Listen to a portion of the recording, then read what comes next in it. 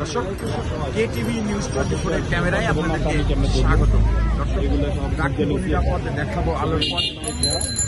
লাল সবুজের বাংলায় বৈষম্যের ঠাঁই এমনই প্রতিবাদী স্লোগান নিয়ে ৬২তম কারারক্ষী ও মহিলা কারারক্ষী ২০২৪ ব্যাচের যোগদানের দাবিতে শান্তিপূর্ণ অবস্থান কর্মসূচি সকাল থেকেই পালন করছে ৬২তম কারারক্ষী ও মহিলা কারারক্ষী বাংলাদেশ জেলের। দর্শক, আমরা কিন্তু দেখানোর চেষ্টা করছি সচিবালয়ের সামনে থেকে সরাসরি যুক্ত আছি আপনাদের সাথে, যেখানে কিন্তু তারা এই ব্যানারে যুক্ত হয়েছেন এবং অবস্থান করছেন। আমরা তাদের মুখ থেকেই শুনবো একটি করে কথা। মহিলা কারারক্ষীদের আসলে ব্যাপারটা কি? মহিলা কারারক্ষীদের ব্যাপারটা কোনো ধরনের কোনো সমস্যাই নাই আমাদের। তারপর আমরা কেন যোগদানপত্র পেলাম না, এই জন্য আমরা শান্তিপূর্ণভাবে অবস্থান করছি।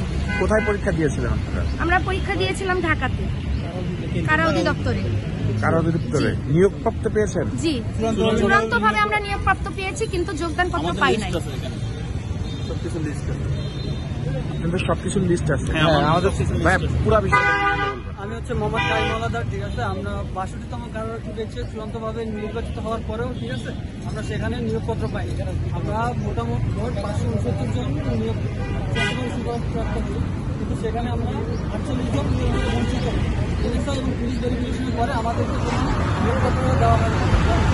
যারা বঞ্চিত তারা হচ্ছে বাংলাদেশের নাগরিক, বাংলাদেশের নাগরিক, এদের কোনো মামলা বা বিবাহ কিন্তু তারপরও আমরা এই যে কেন বঞ্চিত হলাম এটা আমরা কেউ কিছু জানি না। যে কোনো মানে বিজ্ঞপ্তি ছাড়া বা কোনো নোটিশ ছাড়াই আমাদের বঞ্চিত করা হলো। এটা জুলাই বিপ্লবের পরে একটা ঘোষণা ছিল যে বৈষম্য বিরোধী একটা দেশ। সেখানে কিন্তু আমরা ৫৬৯ জন নির্বাচিত হওয়ার পরও যে আমরা ৪৮ জন কেন বঞ্চিত হলাম সেটা জানতেই আমরা মূলত এখানে শান্তিপূর্ণভাবে অবস্থান করছি। কতজন ছেলে কতজন মেয়ে বঞ্চিত হয়েছে? মেয়ে আছে ৩ জন আর ছেলে হচ্ছে ৪৫ জন। ধন্যবাদ।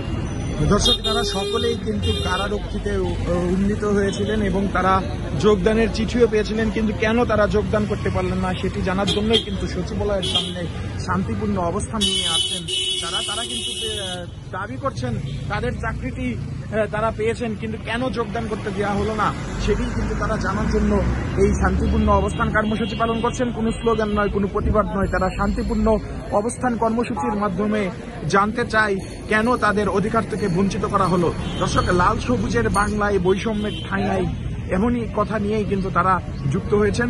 যারা আরও জানতে চান যে এই দ্বিতীয় স্বাধীনতার পরেও কেন এরকম বৈষম্য দেখা দিল। দর্শক, কেটিভি নিউজ 24 এর ক্যামেরায় আপনাদের সাথে যুক্ত ছিলাম সুজয় মজুমদার, কেটিভি নিউজ 24, ঢাকা।